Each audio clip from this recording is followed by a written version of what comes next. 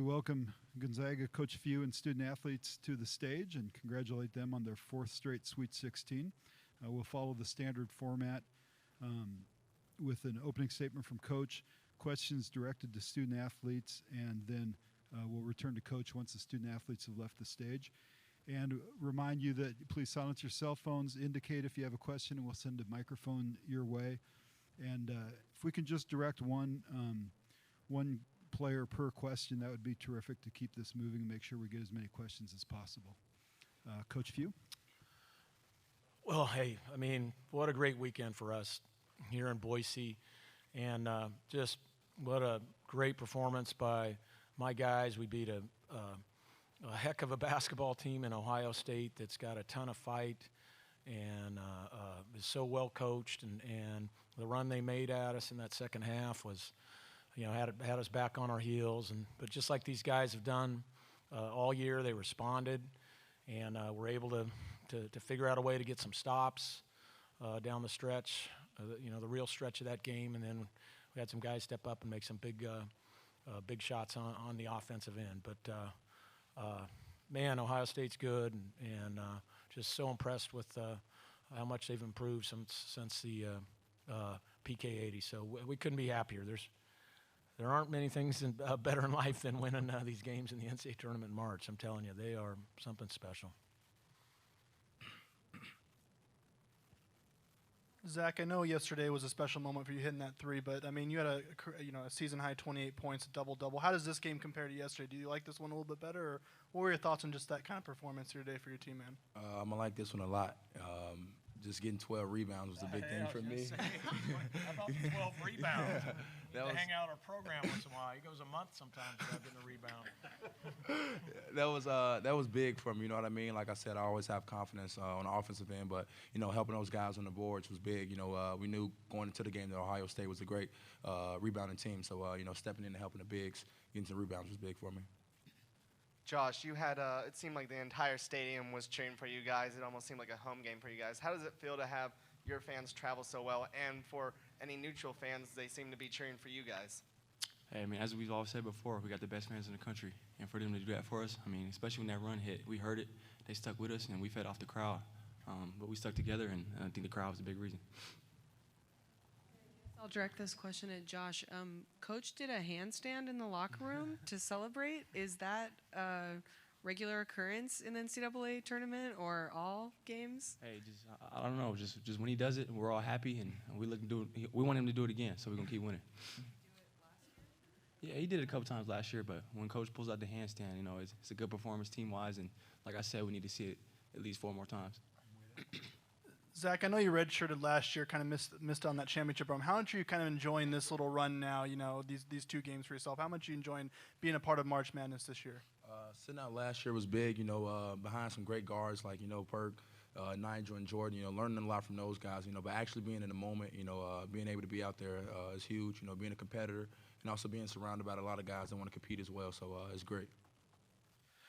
Zach, I have to know about the nickname Snacks. Where did it come from? And was it something when you were little and you told your teammates, or how did these guys find out about that too? Then it's kind of funny because growing up, all I wanted was candy, chocolate and stuff like that. So everybody called me Snacks.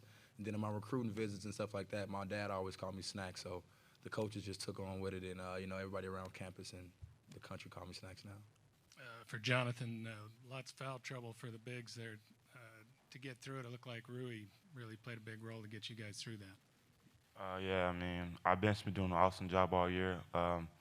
Corey came off the bench and did a lot of things well for us, and also Louis did too. So, I mean, I don't know where we'd be without Louis and Corey, so come off the bench for us.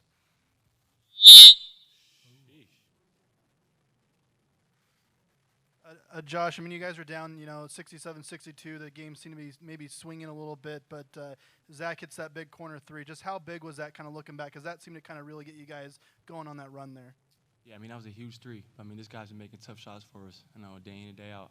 You seen the big one yesterday, but I've been seeing it, the whole season. So, I mean, like I said, he hit that corner 3, and that was the spark plug we needed for us to hit that run. And I'm glad he took it, and I'm glad he takes it more in the future. All right, we'll go ahead and say thank you to the student athletes and dismiss them from the stage. And once they've left, we'll turn questions over to Coach Few. Congratulations, guys.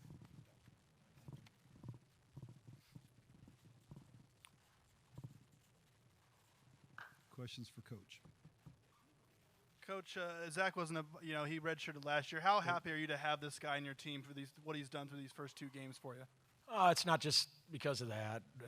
It's because of his whole package. He's got a persona that we really need in our program right now, quite frankly. We have an overabundance of introverts, and that's one thing he's not. And so I call him our spiritual leader. He gets us going every practice, even those ones where they don't want to be at. And he's just a fiery guy with some swag from Chicago, and we need that. And then you add into the fact that he's right there with probably one of the most clutch players I've ever coached, and I've been lucky enough. Going back to Dan Dickow, making shots like that, or Adam Morrison, he's got an amazing ability to, the shot before the 3 missed by 8 feet. I don't know if you remember that one. Okay, and to come back and switch the next one. There aren't many. That's like me shanking 2 into the water hole and then hitting a hole in 1 or something. So, which doesn't happen. He's got an impressive fortitude about him, and there's so many things to like that we're very blessed to have him.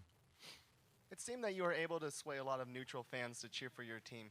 What is it about your team that makes them so likable and gets people behind them that might not have been cheering for them to begin with? I don't know if the neutral fans. Look, Boise is a Zag, friendly place. I have we have a bunch of former players down here. I have tons of family down here, and this thing meant everything to me to finally get my team to come down and play in Boise. My father-in-law was a basketball player himself, played at the College of Idaho, and was just kind of a legendary, humble man around here, and just absolutely loved the Zags more than anything. He passed away this summer, so we missed it by 6 months, but I could feel his presence looking down on us, smiling both when Snacks and Rui hit that big 3. So this was special to get here, to do it in front of family, to do it in front of our former players, and like I said, this is definitely a Zag-friendly spot for us. Okay, Mark, what's up with the handstand thing? I've never seen that before, and is that also because of all your yoga? It leaked yoga? out a couple years back. It's not quite as prevalent as it was after I hit 50. And there's some rotator cuff issues that I worry about. When in the moment and the guys motivate me enough, I lose my mind and attempt them once in a while. So this happened to be one of those times. Coach, it wasn't just Zach. Rui had a tremendous game. I think 25 points off the bench. How big is it to have a guy like that can come off the bench and score that many points for you? Oh, it's a luxury to have. And we have a luxury to have so many guys. I think we've had 7 guys score 20 points this year. Again, I thought Corey Kispert came in and gave us good minutes. It was actually great to get Rui going again. I think he was really disappointed with how he played Thursday.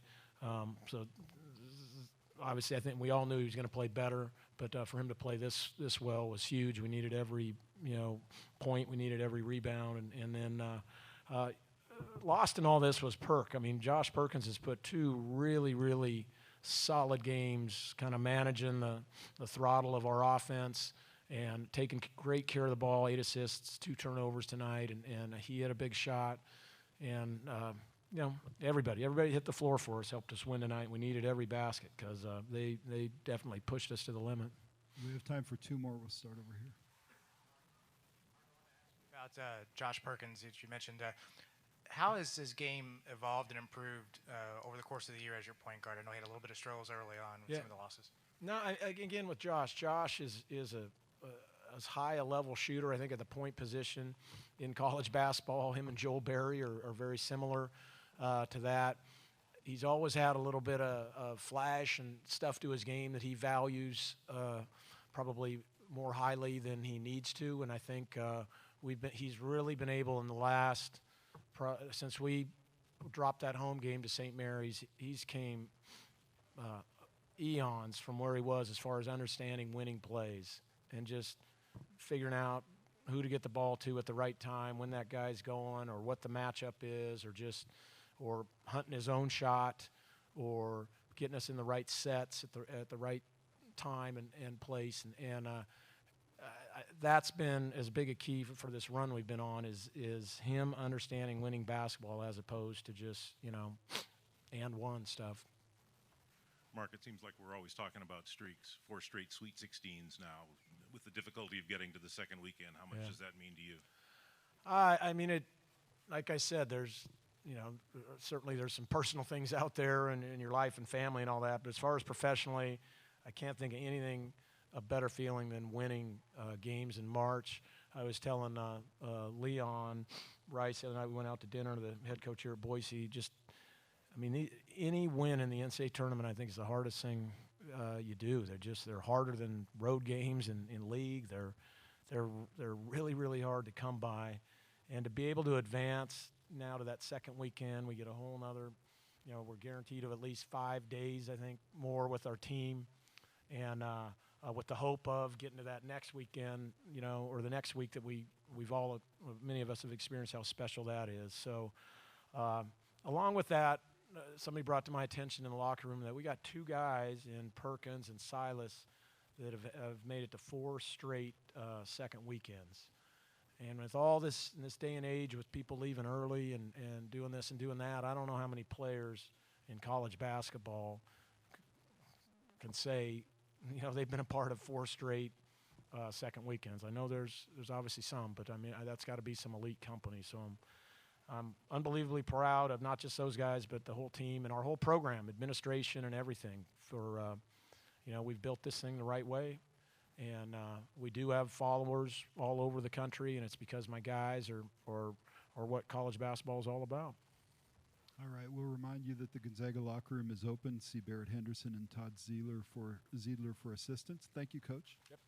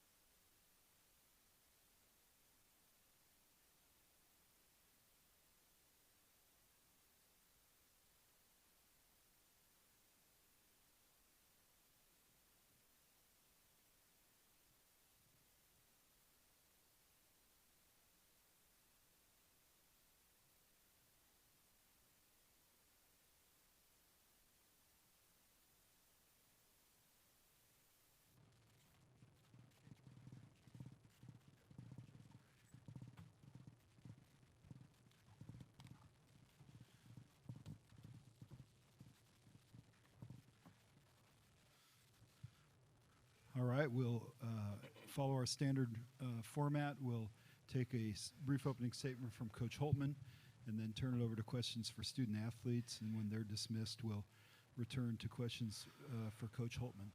Coach? Give Mark and his kids a lot of credit. I think they're really good. I think they can make another really deep run. He's got a phenomenal program. So we begin by just giving Gonzaga a lot of credit for making the plays down the stretch. And I was really proud of our guys' spirit, competitive spirit. It's been that way all year.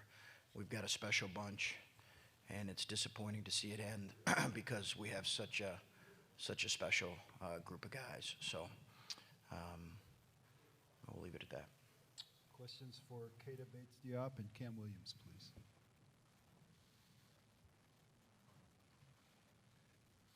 Keita, obviously not the ideal start to the game. They scored the first 15 points. What was kind of going on that kind of allowed you guys to get off to a little bit of a slow start there?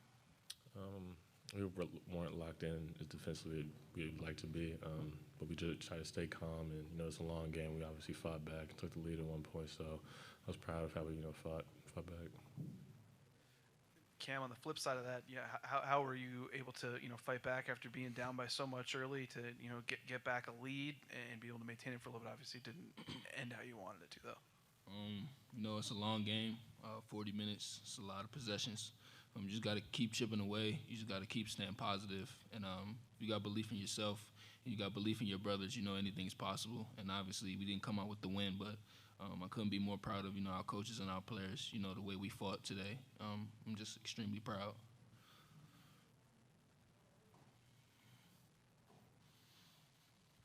Keita, Zach and Rui both had big games, I think combined for 50-plus points. I mean, just how big were those two? How many issues were they kind of giving you guys defensively there?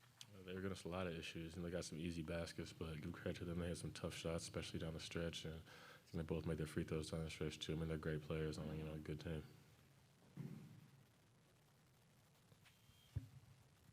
Kate, I was just curious, have you made a decision yet on your future in terms of what your plans are, and if not, what will go into that decision in terms of potentially going into the draft? I haven't thought about it. I just want to spend this time, these last couple of meals and playing right at home with my seniors.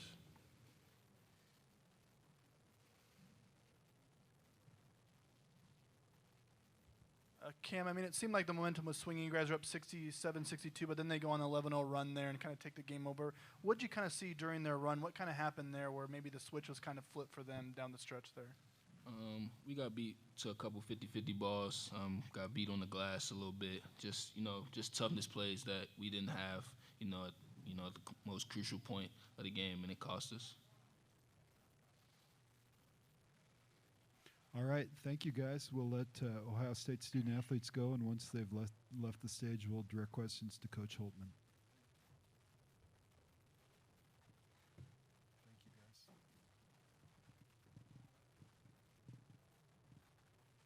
Questions for Coach?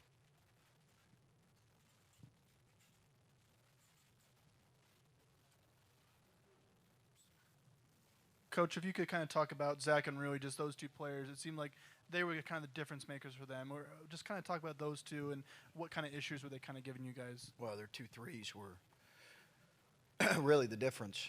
Zach's three in the corner looked like a step back corner three that was really well defended. I think by Andre Wesson. I think was a crushing blow. And then obviously 21's three there in the top of I think it's the first one he's made since December. So I just was told that, so that's nice to hear. But those were crushing. Coach, certainly you're talking about leading into this game is how much different your team was than when you played them before, and it was pretty evident out there. Just seeing that game transpire, and was it is everything you hoped in terms of just seeing how far this team has come? Yeah. I mean, obviously you'd like for it to end differently, obviously, but we've evolved as you'd hope a team was evolved. It's hard when you take over a program and not obviously we took it over later, midsummer. You're trying to figure them out. They're trying to figure you out. You're also trying to figure out your guys' strengths. And you know, what triggers to pull with guys, and just, you know, what guys you can challenge in what areas, and you're learning their strengths too, strengths and weaknesses, and how to put them in the best position. And I think that took some time for us. But, you know, this group really turned a corner at some point, and I think it was maybe after the PK80 and after the Clemson game. It turned a corner and flipped the switch, and we were really never the same. And it was all positive. We just kept growing together, and maybe has been proud of a lot of teams, but this one's up there. Well, Coach, it certainly didn't kind of start out that way. Looks, you know, they scored the first 15 points. I mean, were you kind of having a little bit of flashbacks there to that first game? And what did you kind of see that, you know, made you guys have a little bit of a slow start at the beginning of the game? Missed layups. Yeah, we just maybe nerves, or maybe, I mean, we just missed. I think we missed 4 point-blank layups that, you know, we don't normally. We're going to miss a few layups in a game, but not 4 in a matter of the first 4 minutes. So, you know, they were making some plays too. Gonzaga's really good. I think Gonzaga can get to another Final Four. I don't want to put that pressure, but I think they're really good. I've always said that. I said that after we played them once, and I just think they're really good. Mark does an incredible job with them. I mean, he does an incredible job with them.